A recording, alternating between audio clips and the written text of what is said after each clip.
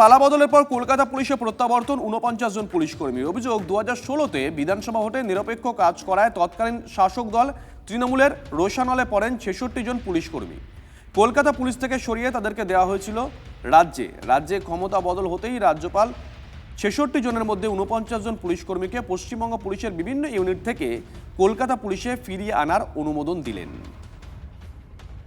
এটা একটা extra ordinary ব্যাপার। আমি 7 বছর কলকাতা পুলিশে কাজ করেছিলাম, এরকম আমি কখনো দেখিনি।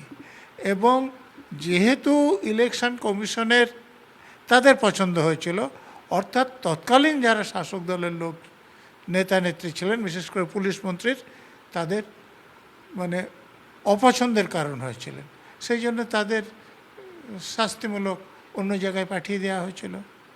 এটা খুবই ভালো কথা যে তাদের যেখানে পোস্টিং থাকার কথা সেখানে তারা আবার ফিরে আসছে। এই পুরো জিনিসের মাস্টার মাইন্ড ছিল রাজীব কুমার। উনি এই সিএম মানে যখন 16 সালের নির্বাচনে মনে হয়েছিল যে অনেকে তাদের হয়ে কাজ করেনি, এই ৬৬ জনের মধ্যে ৪৯ জনকে ফিরিয়ে আনা হয়েছে, বাকিরা রিটায়ার করে গেছে, নাহলে তাদেরকেও ফিরিয়ে আনা হতো। অনেক টর্চার করেছে। 16 সালের পরে আমাকেও বদলি করে দিয়েছিল বিধাননগর থেকে গিয়ে পুরুলিয়ায়। তো এগুলো পুরো মানে ইংলিশে একটা কথা আছে, আইদার মাই ওয়ে আর হাইওয়ে। তৃণমূল এই নীতিতে বিশ্বাস করতো।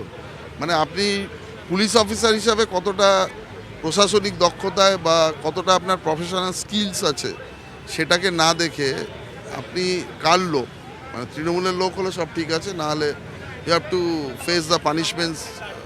ওটা মানে এরা এমন একটা টিউন সেট করেছিল যে আমার দিকে না থাকলে তোমার এই অবস্থা হবে।